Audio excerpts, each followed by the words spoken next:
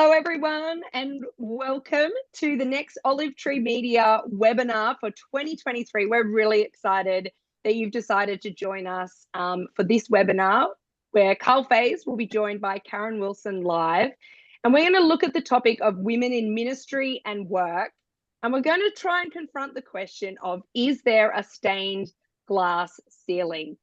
But we're not just hearing from Karen today. I sat down a few weeks ago and I spoke with Stephanie Judd, who's Director of Ministry at City on a Hill. And I also spoke with Wendy Simpson, OAM, about her experience in corporate, in various sectors, and she's a company director. And both these women sort of have lived experience of leadership, and it's going to be great to hear their perspectives and hear Karen's thoughts and perspectives as well on this topic.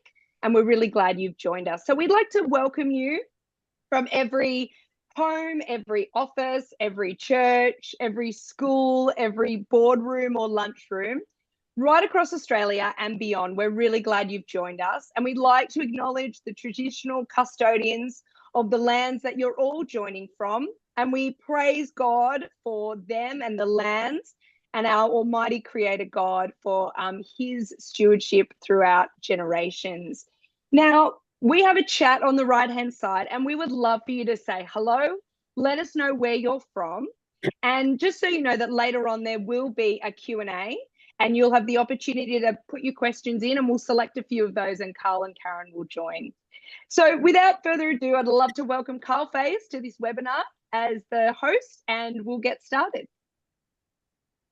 So, Ainsley, thanks for your introduction, and Karl Faase here as the thorn among the roses, and looking forward to speaking with them today and looking at this really significant issue. As Ainsley said, there's a chat on the right. I've noticed there's people here: Adelaide, Toowoomba, Kyogle, Brisbane, Darwin, and there's Adelaide Hills, Gold Coast, even Auckland. So fabulous that you've joined us, and this is going to be a wonderful time together. Coming in live today is Karen Wilson from Western Australia. She's there in Perth, enjoying a great day. Karen, welcome to the webinar today. Thank you so much. It's great to be here. I even had a message last night. Sri Lanka's tuning in as well. So I think this has gone truly global, Karl. Yeah, and for those of you who watch and think, gee, I'd love my friends to see this, it's a shame they missed it. Keep in mind you can watch, if they link into registering for it, there's the opportunity to watch a replay. Karen, what do you do? Give us a picture of what you do. What do I do? Well, at the moment, I'm the CEO of the Global Leadership Network here in Australia and New Zealand. That's part of my work. I also have an international role across the globe, overseeing this very topic, Women Leader Network launching, and Next Gen and Asia Pacific. And then I have a volunteer role as the president of the Baptist World Alliance Women. So life is rich, it's full, yes. I'm loving it. It's it's a really great season. Yeah, and Karen, just for people to know that, you know, while you're in those very significant roles on a global setting, you also led local churches, didn't you, with your husband, Mark, there in Perth, and then I don't know how to say this, in your own right as a leader in another local church, large church in Perth. So that's leadership in a local church has been your experience, hasn't it? Yeah, it is. And you know what? I'm a mum. I'm also a new grandma, so they call me Mimi. I've got 2 little baby grandchildren. So there's another leadership role as well. I don't think you ever get away from those. And we appreciate you haven't shown the grandchildren photos yet, but that's fabulous. Isn't that wonderful? So it's really good to have you here, Karen, because it's a real mix of roles that you are in. As Ainsley said, she talked to Stephanie and to Wendy, and they give. We're going to see 3 videos from them. And the first is an introduction to Stephanie and to Wendy and some of their background, some of what you just heard from Karen. So here's an introduction to Stephanie and to Wendy. My role at the moment is Director of Ministry and based in City on a Hill, Melbourne, which is our flagship church for our movement of churches. And so it's a broad term for a lot of different things. I supervise a number of our staff of different ministry areas. There's been some really major shifts in society and major shifts in the industries that I've worked in. And when those shifts have come, I've been able to get in and have a go at making some of the changes. And so I was a political advisor for Joan Kerner, and there was a lot of changes happening in Melbourne. I've also brought the internet to China. That was obviously a major technology change. And I was the first woman to run freight operations at TNT, the air freight company.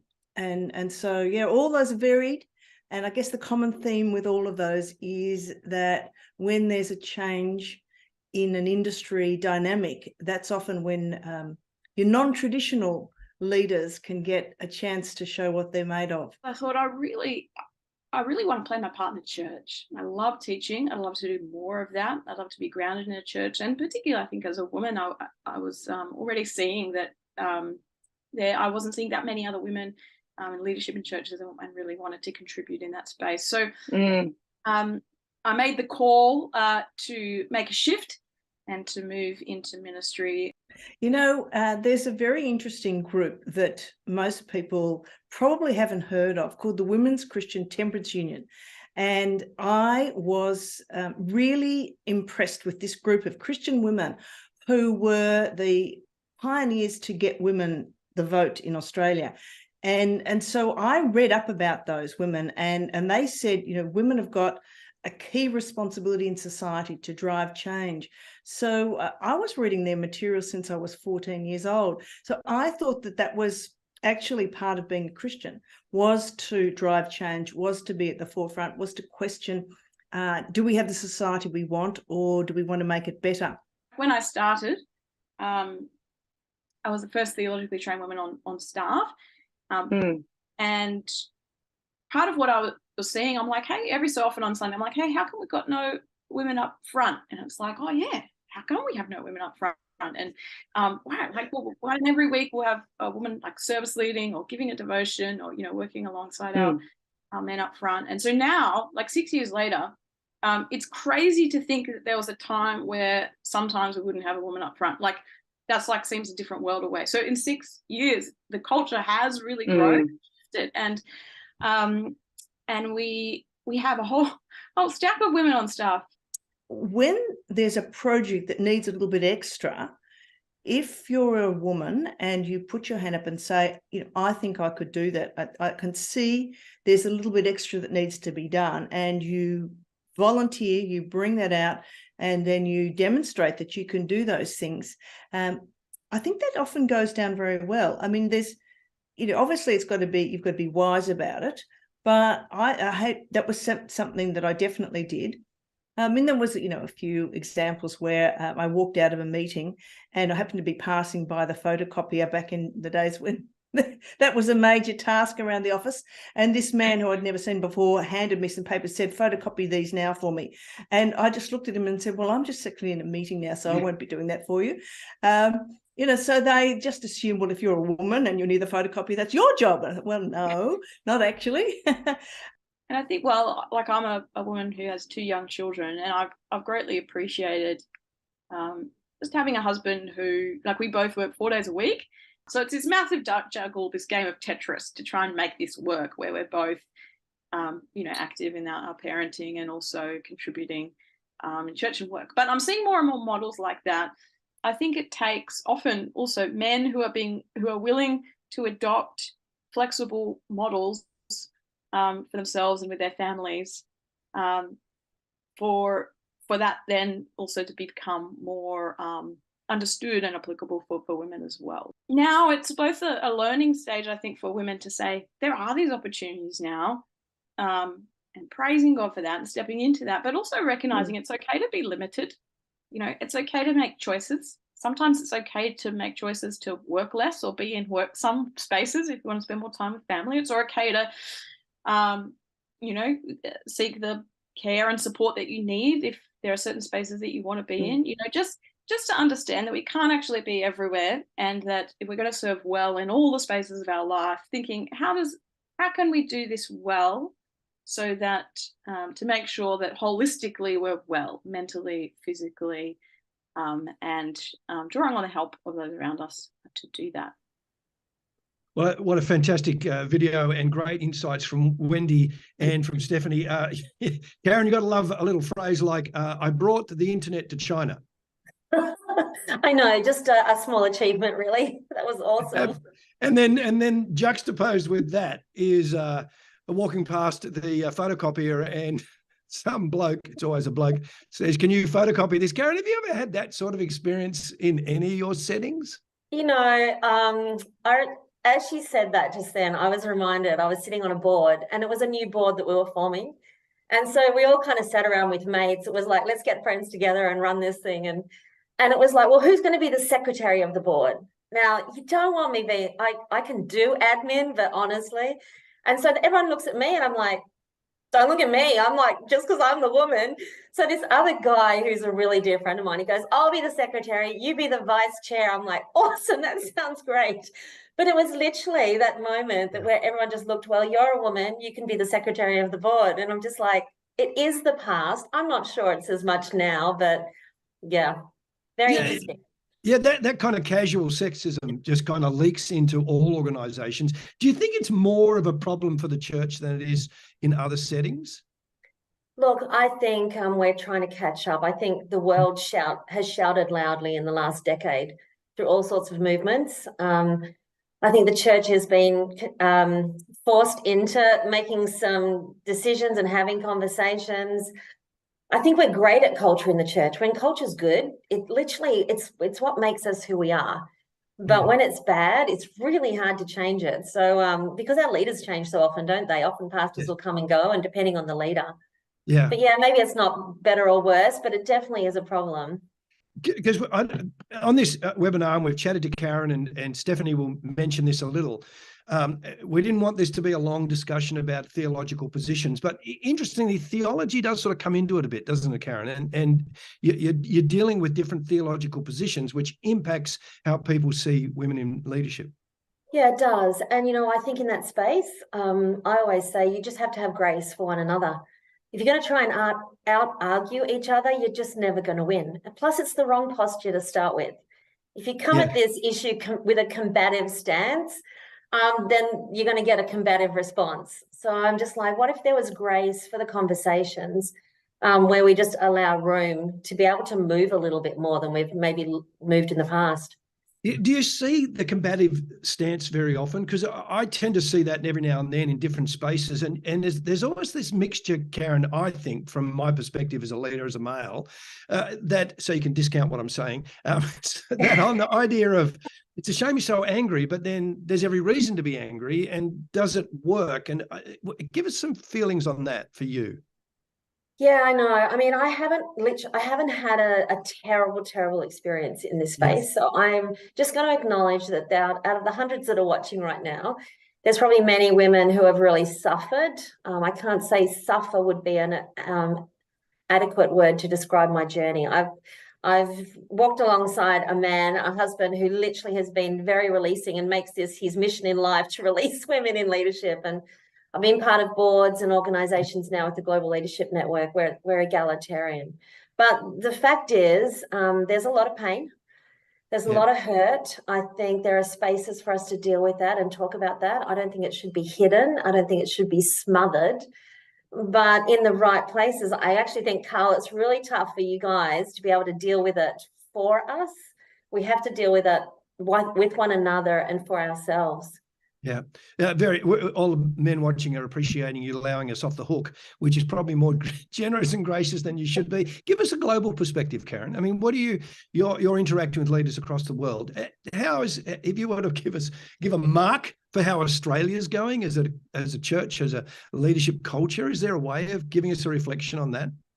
Yeah, you know, most of my work is happening with the developing countries around the world. So if we compare ourselves to that, then we would come out shining, I'm sure.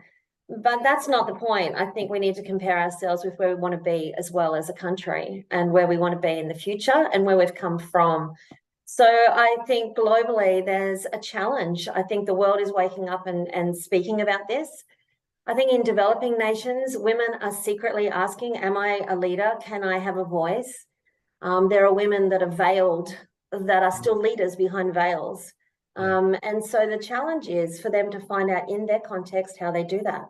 Yeah. So when we talk about women leaders globally, every single city and definitely country and region is very different how they approach it. Yeah. I guess the one word, Karl, I'd want to put out there is freedom. pretty sure as followers of Jesus, we've been called to live in freedom and to live the John 10:10 life, you know, in all of its abundance. Yeah. Well, to me, if you're a leader, then that means then you lead in freedom as well, and you have space to move and space to grow and acceptance and respect in that space. Yeah. We're going to get some comments now from Wendy and Stephanie as well, as Ainsley talked to them. And this is about the barriers and obstacles. And then a little bit later, they're going to go on and talk about some of the ways forward, the paths forward. We're going to interact with Karen on that as well. So here's the second video with Stephanie and Wendy talking about the barriers and obstacles for women in leadership. Obviously, in the era that I was starting to develop my career, particularly Christian women were sort of suggested that maybe, you know, in the nursing, the caring professions, education, etc. And whilst they were very interesting, I wanted to do something just a bit more edgy, and I guess I got that from the way that I read the Bible. That you know, that we are there to change, we're there to steward, you know, from the very creation story where God's created the world, he's created us in his image. And if God's creative and dynamic, then, you know, I believe that I'm dynamic and creative. So I guess I had that. So I was prepared to put my hand up. One for me is the recognition that, well, first working out what I believe, that was really important. And that wasn't like an immediate, it wasn't like as soon as I became a Christian that like all the theology in this space was clear. So, and I had some nights where I was like sleepless nights where I was up at night recognizing that wherever I landed on these issues of what it looks like to be a woman in ministry and the church and how that plays out, that's going to impact the rest of my life and ministry. Yeah. And I think one of the unique challenges of that is recognizing that is different as a woman. So, you know, if I change my view about, say, what I believe about a woman preaching on a Sunday, then that actually impacts whether I'm on the roster the next week or not. Like, skin in the game, you know, and that is something that's different for, I think, you know, my brothers in ministry. And so just to recognize that and to work to be at peace with that, but also to do the work and to be willing to make changes and to God's leading in that. I'd encourage, women listening who are, you know, seeking being ministry to spend that time to really work hard in understanding, what do I believe about myself, my place in the church? I'd have to say that in most, not all, but in most circumstances, the Christian community is behind what society's doing. And the Christian women leaders, the very senior women who are on boards, who are in, you know, vice president roles, CEO roles, would say to me that as they've gone through their professional career, they've been expected to step up. They've expected to take on leadership roles. They've had people mentoring actively and forecasting them. Look, in 3 years' time, I see you doing this. In 5 years' time, I see you doing it. And yet they say very sadly that in some churches still, if they are new to the church, people will say, oh, that's very nice. Thank you for coming to our church. Now, look, we do have a roster for the tea and coffee. I'm just wondering if you would volunteer for that. You know, they never assume that, you know, they could be leading marketplace ministry, or, you know, we've got a seat on the board, which, I mean, probably, you know, in the first week you go to a church, you shouldn't be put on their board. But, you know, they don't assume that the woman's going to bring some professional skills, some high level skills. And so there's this strange disconnect, which I want to be a Christian. I want to live my life. I want to have that fulfillment of having a vocation. I want to see that God is integrated in everything I do. And then they go to a Christian group and people say, oh, she's got a lot to say, hasn't she? Seems to be sort of wanting to get involved in a lot of things. I mean, you know, what's all that about? So, you know, that persona that women have been told is great and fabulous to have in their professional life is often misunderstood in the church. And I think that's really sad. I think that probably came as a surprise, just that by very nature of being a woman in ministry, you're rubbing against a whole host of different views and perspectives. So being prepared for that, I think, is is important, and being willing to kind of ride that wave is the journey that I'm on. Wow, Karen, there's a remarkable set of statements there, and interesting. Just want to start for a sec. I'm going to get on to having a lot to say because I know that's never been said of you. But that notion from Wendy about the advice given to women for their future leadership roles, and it's often the caring roles, and anybody watching this is in a caring role, good on you. This is not about that, but it's an interesting reflection from Wendy about where you're steered. Yeah, and I think that has a lot to do with the place that we hold alongside men. So the advice given, look, I've actually had it said to me in a ministry role that I was in, Karen, can you just be less? And I'm just like, oh, okay, less than what? And just, I think it was less than the man that was asking me the question. And I said, do you have an idea of how much less you'd like me to be? And he did. He said 50%. So I'm like, whoa, okay. And I mean, I'm saying it quite lightly here, but at the time it was really confronting. It actually meant whether I stayed in that role or not. And he was actually saying everything you do is just gets too big. But I thought, you know what? I feel like if there was a man in that space, they'd be cheering him on to take over the world. You're probably not surprised, but my answer was no, I can't. I'm literally going to stand before God and say I did all I could with everything you asked me to do and everything in every way you created me. But we are asked to be quiet. We're asked to be small. We're asked to be less than. It's about where our fit is alongside men. Now, with men who are comfortable and they're confident in their space, I don't think I'd ever be asked that. Karl, I don't think you'd ever ask me, Karen, please be less. Because we'd have to have a really strong chalk if you did, but it's not your posture. So I think for us to find our space, it's literally quite difficult, but it depends on what men are in the room as well. Yeah. I mean, you've told that story and kind of made light of it, but devastating at the time? Totally. It took me 2 years to get over it. Wow. I literally walked around the river near our house and literally had to pray that through. But that's quite a while ago now. And, in this season I'm in, where you asked me what I do, I just think, what if I'd said yes to being less? Yeah. What if I'd literally just shown up in a smaller way? What if I didn't use my voice when God asked me to? I certainly wouldn't be in this space I am now. So I think, honestly, if we can tough through those hard times, we grow. We learn from the bad as well as the good. And many women here today will say that years of pain have literally either strengthened them or broken them. And my prayer is that it strengthens us because we need men and women leading well together. Totally. I mean, I'm coming to what Stephanie said a minute ago, but Wendy's comment, give us some your thoughts on this. Wendy's comment about women in senior leadership roles, and we even see it in the government. I mean, the present Albanese government has federally has a very high percentage of women in key leadership roles.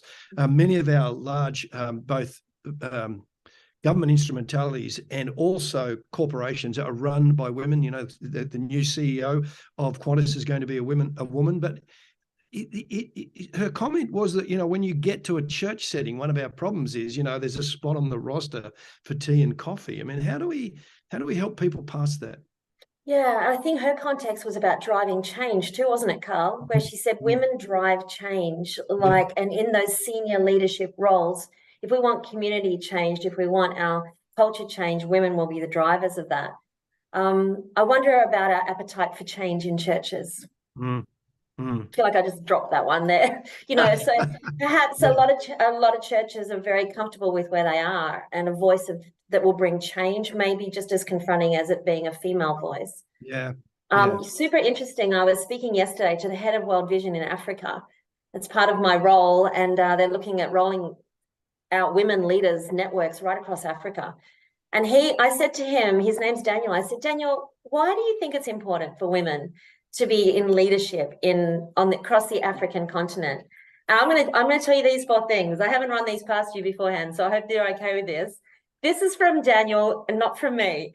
He said to me, and I quote, "Women are more committed to projects than men, and they follow through with their commitments. Women are able to draw others, the next gen, and men to work alongside them." He says women have a higher spirituality than men and involve prayer and community in all they do.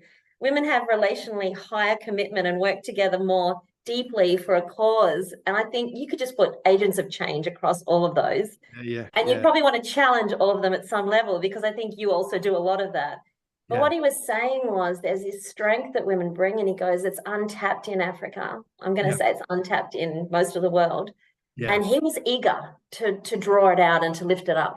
Yeah, I know some international aid organisations. Now, this is a very different setting, but it's an interesting reflection that they will work with the women in the community, not the men in the community. So if they're giving a micro loan, it will be to the women, not to the men, which is an indictment on pretty much all male listening. But it's a huge challenge. Stephanie's point about having almost the dark night of the soul, though she didn't use those terms, lying awake at night, thinking about her own theological position. And recognizing that it wasn't just a theory and a kind of an idea, it would actually impact what she goes on to do. That's intriguing concept, isn't it? It is, and it gets down to our calling. So are women less called than men by God for an assignment on this planet? I don't think so. So what she was doing was searching through her theology to match her calling as well. She said 6 years earlier, she arrived on staff and didn't see anyone like herself, but felt called to step into that space and to make a difference. 6 years later, it's very, very different. I've done the same. I think when I look back on my life as a little girl, I was leading everything. I was a prefect at school and school captain and Christian fellowship leader. And when Mark and I just were talking about getting married, we both just said we both feel called to ministry. How would that look for us? It was part of our romantic conversation before we actually got engaged. So then you literally have to search scripture and say, did God make a mistake when he made me a leader and he made me a woman? My answer is no, but then you've got to reconcile that for the rest of your life. The wonderful thing about Stephanie's reflections on that and what she said, as you said, 6 years before there was nobody on leadership, and because she's at City on a Hill, and that's for those around Australia or abroad know of City on a Hill, they have a more conservative complementarian view on leadership, and yet she's grown to a very key leadership role. So it's not like, therefore, if you have that view, it's the tea and coffee roster for you. There's still plenty of opportunity, and that you would see that globally. Yeah, totally. I think in many nations too, it's culturally and politically unacceptable for women to lead.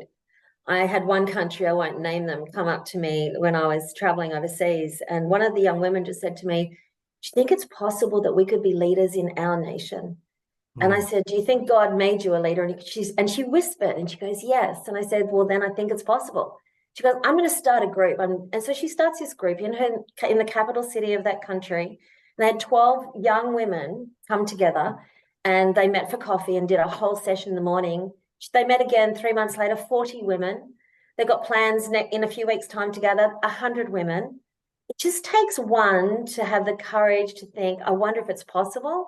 And no matter, even in cultures where females are shut down, God's still at work.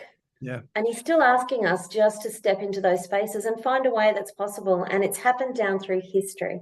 Yeah, it is interesting, isn't it, politically, that some of the nations around the world that are seen as not open to women in leadership have had more prime ministers as women than America, who still doesn't have one, which is kind of a little odd, isn't it, really? Here's these cultures that would seemingly squash women. Is it just, in those cohorts where you're seeing women encouraging women, is it just encouraging women? Is there men and women together that they're leading, or is there a space where women just need to have someone that they look up to and encourage them? I think all of the above, Karl. So in the cohorts that I'm launching globally, we basically are identifying women. Because to be honest, if I asked you to name 10 leaders that you knew, Karl, you'd probably 8 of them would be men. Because you're a man. It's just who our sphere of connection is. So it's identifying, it's equipping them, it's empowering them, it's releasing them, it's networking them. so that they have an impact. There's the whole 6 points, and I can rattle it off. But it's literally the first and last, identifying for impact. That's the thing. I think you get women leaders together, they want to do something. If you tell us to have a cup of tea and coffee and just sit in that space, I mean, that's part of it, but we want to actually be mobilized for good, and we want to make a difference. It's basically innately who we are. So I think when we start to see that and we equip and empower, and in my world, I'm having men champion this even more than women. So that's exciting. They're funding it, they're resourcing it, they're saying it's time, let's go. So it's quite a thrilling season for me. That's wonderful. Okay, I'm going to come back to you in a moment. We're actually going to show a little trailer. It goes for a couple of minutes for Faith Runs Deep, just to let you know what's out there. Wendy actually mentioned earlier in her first talk about being inspired by the suffragettes and those who actually, for the Christian women's temperance movement in South Australia, actually were a key to seeing the vote come to South Australia second after New Zealand. And often the temperance movement is seen as, wowsers, killjoys. They were women who wanted to make a difference and actually shifted the needle in the politics of our nation. This series actually has numbers of women in the series, and this is just a look at Faith Runs Deep.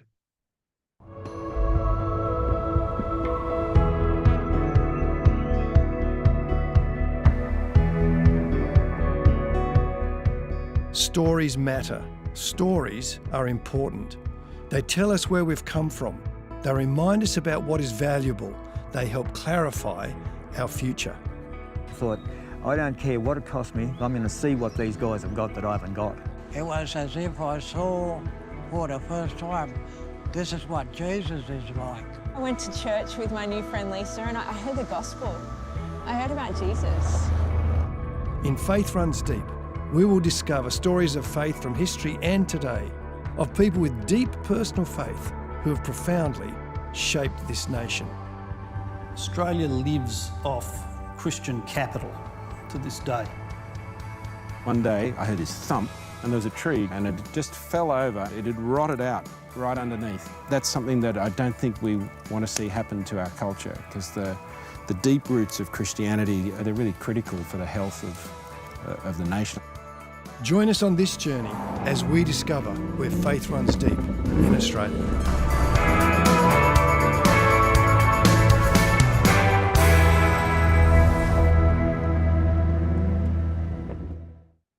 So there's Faith Runs Deep, our new series that we released last year, and has a number of women within the series.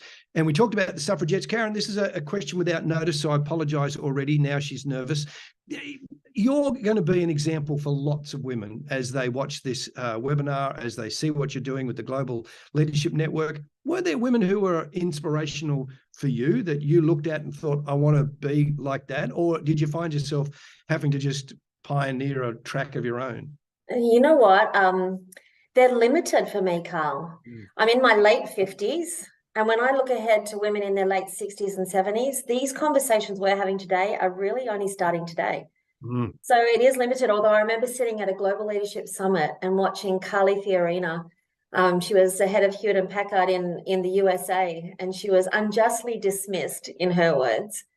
She had some advice to give women leaders, and that was profound for me.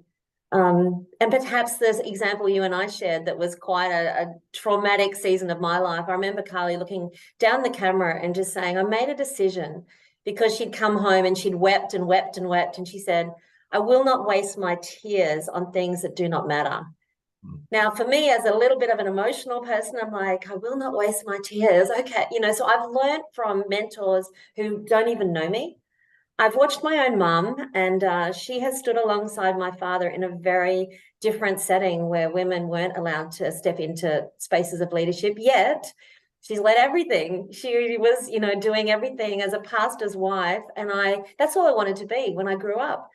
My goal at 13 years of age was to be a pastor's wife, because it's the only context of leadership that I even had.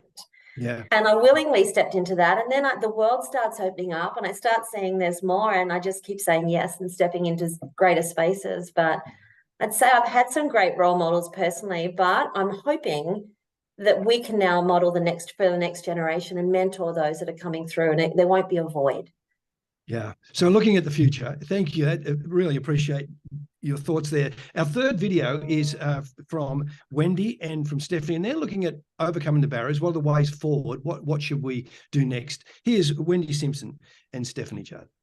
What do you see works in terms of empowering women into leadership across the spectrum of theological positions? I think number one is having women, at least one woman, ideally two or more, in your church, in your team, who are leading and are examples to other women of what it looks like for a woman to lead. I think the other thing too is for men or women who are in positions of power and leadership, taking ownership of this as part of their ministry to empower women, like not just leaving it to women to empower women, particularly where there's cultural change that's desired. And I think starting early in the pipelines, what I've seen across the board, whether it's churches or like Christian organizations or theological colleges, whatever it might be, that there is now positively an awakening in this area. Like, yeah, we need more women on our board, on our exec team, or in partnership, or, you know, our faculty, or whatever it might be. So where are these women? And some of the challenges that, well, firstly, I want to say that there are a lot of these women out there, so keep searching if it's not immediately clear to you. But the other thing is that, you know, if there aren't women with the expertise around that you're looking for, I think it's a sign that actually we need to start earlier in the pipeline. Having excellent people investing in youth and young adults, putting them on the front lines of ministry earlier, training, recruiting them, men and women, because that's going to be our next generation of leaders. I talk about planting your own trees. I think one of the challenges for Christian organisations is that often they don't do anything to develop the women leaders, and then they look around you know, the accounting profession, the legal profession, and they say, oh, look at that woman there, she's got some very interesting skills. And they say, oh, we'll just go and invite her to be part of our organisation. I'd say, well, you know, that's eating someone else's fruit. You haven't done anything in your own organisation. You haven't been building up leadership pathways for your own young women. So I don't think that's appropriate. So I actually call it eating someone else's fruit. So plant your own trees. What advice would you give someone, a younger version of you? Well, firstly, for women in ministry, like, keep going. The church needs you. God's given you gifts. He's given you experiences. And we see from the Bible, regardless of where you stand on the kind of complementarian, egalitarian front, that God has designed men and women in unity to serve on his mission. And so if you're not contributing, then the church has a limp. It's missing out. So the church needs you. Keep going. I think I also want to say that particularly for some women who might be feeling isolated or alone, or like the one woman in a male-dominant environment, is that you're not alone. There are lots of women out there who are supporting you, cheering you on, pleased that you're doing what you're doing, experiencing a lot of the same things that you are, and just good to remember that, and actually to draw on other women who can support you, pray for you, and also to draw on, you know, good male friends who will champion you and support you in what you're doing. I think that is really key.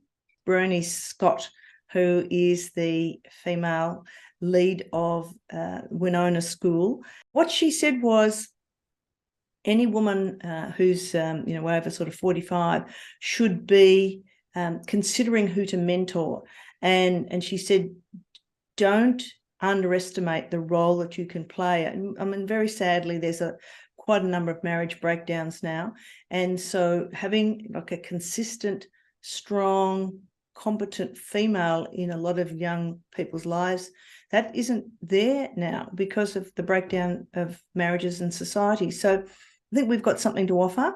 And what she said was that young people absolutely love it, love being that special person that's being, given that investment of time and encouragement.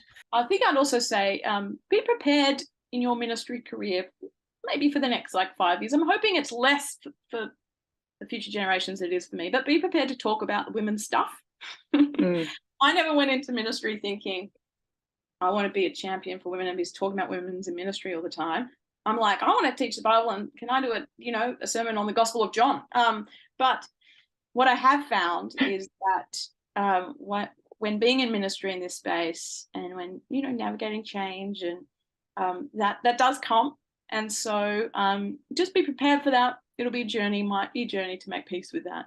But I encourage you to do that. But also don't disregard and don't stop focusing on the reasons that you go into ministry in the first place. Keep coming back to those foundationals. For me, it was that now is the time of salvation. Now is the time of God's patience. God will return. Jesus will return. One day he's going to bring his church with him.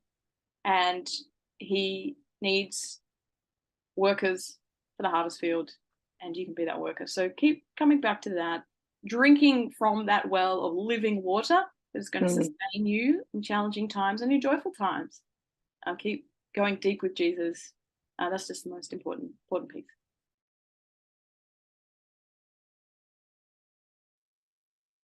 So there's some remarkable material in there, Karen. And we've also got some questions coming through. Remember, there's questions on the chat. We're not going to get it too many because Karen and I both talk too much. And thank you to Ainsley for doing those interviews with Wendy and Stephanie. Just some great comments in all of that for us. Also want to mention especially Margaret, who's just put on love, faith runs deep. Margaret, clearly a woman of great insight.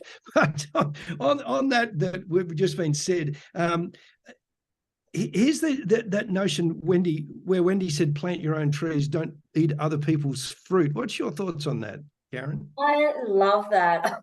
That's going to be what I quote in 10 years' time when someone says, what was a nugget that you've just learned in the last decade? Because it talks about intentionality. It talks about you've got to go and work out what that tree is you're going to plant.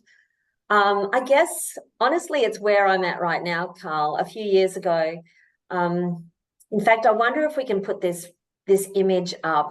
A few years ago, God woke me up in the middle of the night, and he gave me a vision. Now, I've never had this before or since. I was so compelled by this particular vision, which is probably on your screen now, I'm trusting, that I found an artist in my city. And I said, would she pray and see if she got the same vision? And she did. And she painted this image for me. And it literally shows these women standing around the coastline. Well, that's our city in Perth. That's our river flowing down to Fremantle. But anywhere I show this image, I could leave it on the screen for half an hour, and everybody, even on this, in this webinar, would be able to tell you something different.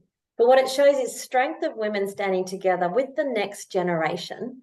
So they're planting trees to bring the others. There's a little girl, 3 up from the bottom, who is one that we actually partner with, Destiny Rescue, an organisation in Australia. And I see that little girl as being one of the little children that they rescue. And so there's this sense of standing in a space, God calling. And, you know, I prayed through that image that I received. It's sitting here above my desk, even as I'm speaking now, and felt like God said, start planting those trees. This is what you'll do. Now, if you want to get specific, I felt like he told me the next decade of my life would be devoted to this. Wow. So then when opportunities come for leadership, for the roles that I'm in, they were pretty easy yeses when they said, we want to launch a women leaders network globally. I'm like, pretty sure that was the tree God told me to plant. Yeah. If you asked me to go and be a lecturer at some Bible college, I'd probably say no, because it's not my tree to plant. You know, like once you know what it is that's in your hand to be planted for the generations to come, your yes becomes easier and your no becomes easier as well. Interestingly, because one of the things that Stephanie said there was make sure whatever organisation, and to be frank, whatever theological position you hold, there's 1 or 2 or 3 people in leadership positions that are women. That's important, that whole planting people into leadership positions. You know, you can do that whatever your theology is, and still there's someone to look up to.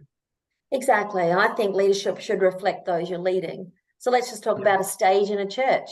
If you're expecting if your congregation's sitting there and just seeing 12 men on stage, it's not a reflection of the congregation. I think it also goes with age as well. You should have young, you should have old.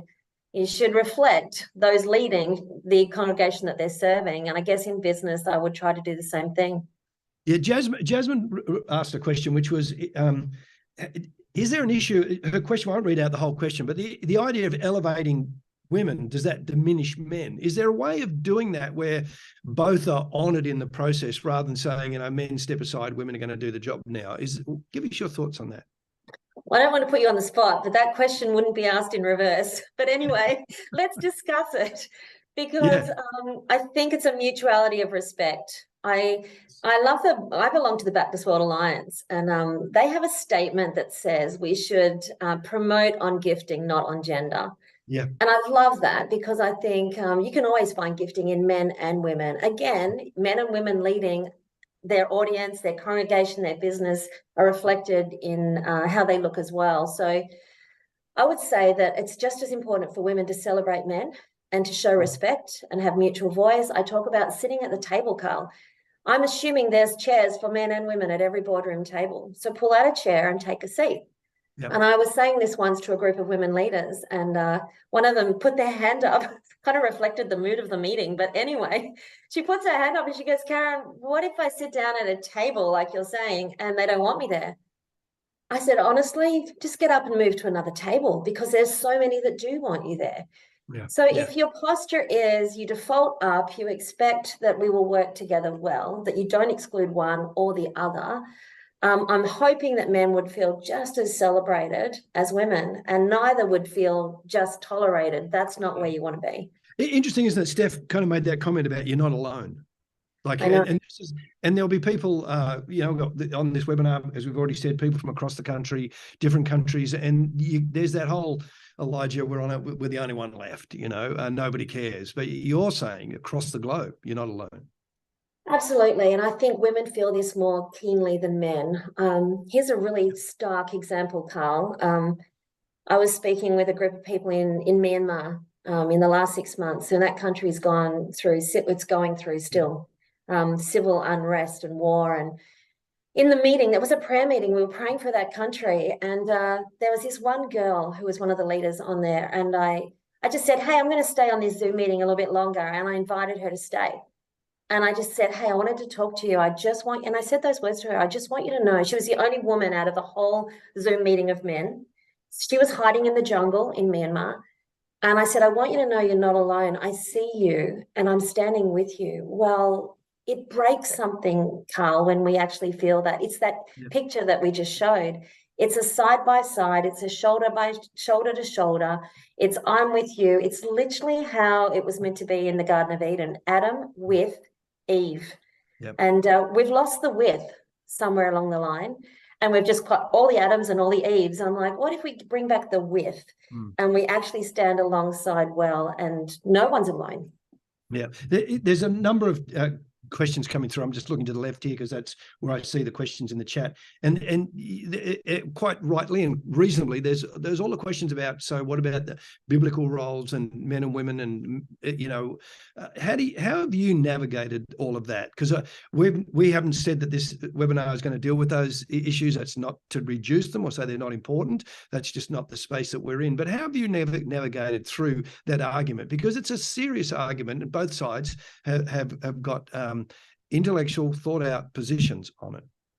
You know, I get asked by women this a lot, and I said, the bottom line is find where you can thrive. Now, for Stephanie, I love that she found where she can thrive, probably in a theological space that didn't quite match hers. Yes. Yet she can still be all she's meant to be. And I've found that over my lifetime too. I've not always been in free and egalitarian spaces that are very generous.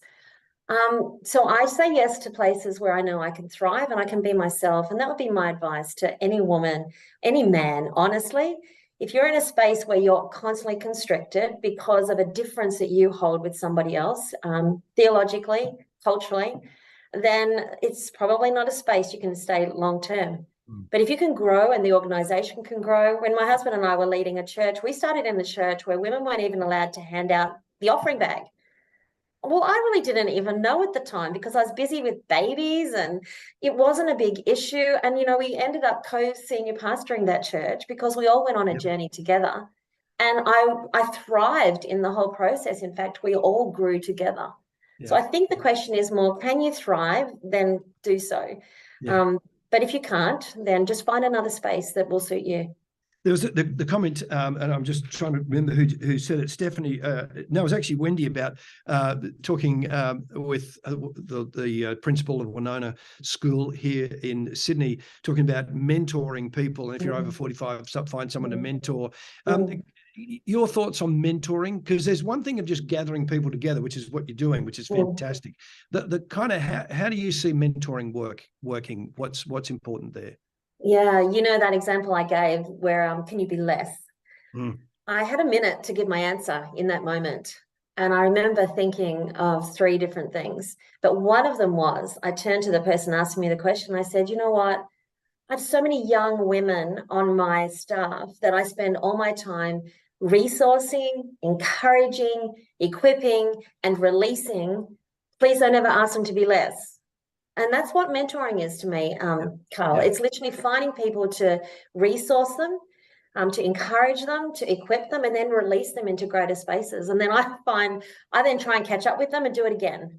And then I catch up with them and do it again. In the next gen movement that's sweeping across our nation through the Global Leadership Network, literally it's about the emerging leaders, although the leader of that movement in our staff would challenge me. They're not emerging, they're the leaders of now. Yeah. But it's literally looking back, and that image that we showed you was literally women grabbing a hand of someone else, grabbing the other one. We're good at that, and we just bring them with us, and we don't lose focus. If we're not mentoring and coaching the generations behind us, we're only doing 50% of our leadership role. Yeah, and in all of that, it's the whole angry, concerned, feeling dismissed. How do you? I think we talked about this earlier, but as we get toward the end of our hour together, how do you make sure that doesn't happen? Well, for me personally, I've sought some really great counselling. So when I went through that dark night of the soul, probably if you sat most women leaders down, we've all got one of those. I just sought some great counselling. I thought, I've got to work through this stuff. I do not want my pain to hold me back from my future. I surround myself with like-minded leaders that encourage me, men and women, and celebrate those moments as well. So I think speaking well, and then I just say to women leaders, and particularly those that I'm mentoring, hold a position of 2 pillars, strength and grace. So be strong, be all you're meant to be bold, show up, use your voice, but do it with an umbrella of grace, and have a merciful heart, and have a heart that's healed. You'll soon know it if it's not. Go get it healed, do the work. And I would say the same for every leader on the planet, Karl, men and women. You can tell the ones that are broken and leading out of brokenness, or those that are wounded and the scars are still there, but they're leading out of health. Yeah, and it's that makes sure you're leading out of health, because leading in a way that's sort of reacting to people is not helping the kingdom. It's not helping you. It's not helping the people around you. Is there, now in the end, when you were asked that question, you decided to move on. How do you decide that, okay, this is the wrong room, this is the wrong table, this is the wrong space? Because nobody wants to do that. We all want to change where we are, but how do you decide that it's the time? I'm never going to give up without a bit of a battle. So, I mean, I think you try hard. I don't think you give up easily. I don't think that's what leaders do. So I always think there's 5 or 6 or 10 or 20 ways to come at an issue, but you kind of know when you've exhausted all those ways, and when you're shrinking. It does no one good to shrink and be less than you're meant to be. And even more so yourself. So I think when I find those spaces, and to be honest, I haven't actually had a lot of them, I think it's time to move out. But you know what? There's finances, there's family support, there's all sorts of issues at play here. It's not an easy decision. And some people have to stay. So if that's the case, then find somewhere to thrive outside of the main area that you're struggling with. So if it's a workplace, then find a church where you thrive in. If it's a church, find a community you thrive in. I don't know the perfect life while we're here on this earth, but I think if your soul is shrinking, then there are decisions to be made, and make them courageously. Wow. Good on you, Karen. And thank you for your input. We just really appreciate the work that you're doing, your ministry, and your insights today, and giving us your time today. So thank you. For everybody that's been with us from across the country and internationally, it's wonderful to have you with us, whether you've been live or you're now watching the replay. 2 things as we wrap up. The first is just to remind you that there's the YouTube channel, the Olive Tree Media YouTube channel. Make sure you subscribe to that. You'll get notified of all the videos that drop. This will be on the YouTube channel, as is a number of other things that we do, all sorts of interviews, extended interviews from all of our series, all there. Make sure you get those and continue to link with us as Olive Tree Media. And finally, it's in 1 month's time, it's the end of the financial year, and organisations around the country have an end of financial year appeal. And we as Olive Tree Media do that. You're able to come to this webinar for free. We try and do as much as we can for as little cost as possible. But as you can imagine, running a ministry like Olive Tree Media continues to need resources. We have lots of people from across the country to support us. If you can help do that, you can support from a tax-deductible donation through the Joshua Trust, and that's a huge help for us. I want to thank the 4 fabulous women who are been on this webinar today, with a bloke limping along next to them, for Karen's input, which has been wonderful, for Stephanie Judd at City on a Hill Church, for Wendy Simpson, a corporate leader, an Order of Australia medal holder, just a wonderful leader, and for Ainsley and her interviewing skills on both of those, and who's on our team as communicating and communications and marketing, a huge part of our team. And so we really appreciate their work. We thank you for being with us, and we trust that you'll continue to link with us as Olive Tree Media as we seek to serve the community and make a difference for Jesus across this nation. Thank you.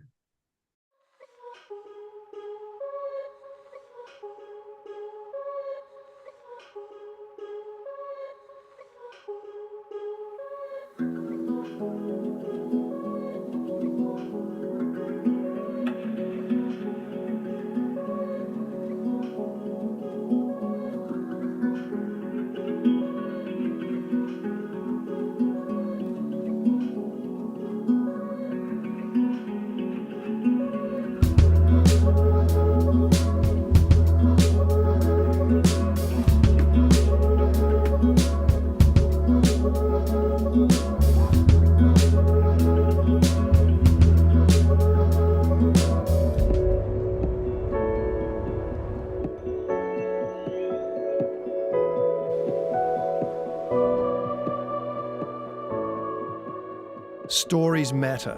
Stories are important. They tell us where we've come from. They remind us about what is valuable. They help clarify our future. I thought, I don't care what it costs me, I'm going to see what these guys have got that I haven't got. It was as if I saw for the first time, this is what Jesus is like. I went to church with my new friend Lisa and I heard the gospel. I heard about Jesus. In Faith Runs Deep, we will discover stories of faith from history and today, of people with deep personal faith who have profoundly shaped this nation. Australia lives off Christian capital to this day. It is woven into the very fabric of who we are as a country. I believe when it comes to faith in this nation, that we're not dealing with a group of people who hate Christianity or hate God. We're actually dealing with people who don't understand Christianity, who don't understand who Jesus is and what he's done. One day I heard this thump, and there was a tree just by the back fence there, and it just fell over. It had rotted out right underneath. That's something that I don't think we want to see happen to our culture, because the deep roots of Christianity, they're really critical for the health of the nation. Join us on this journey as we discover where faith runs deep in Australia.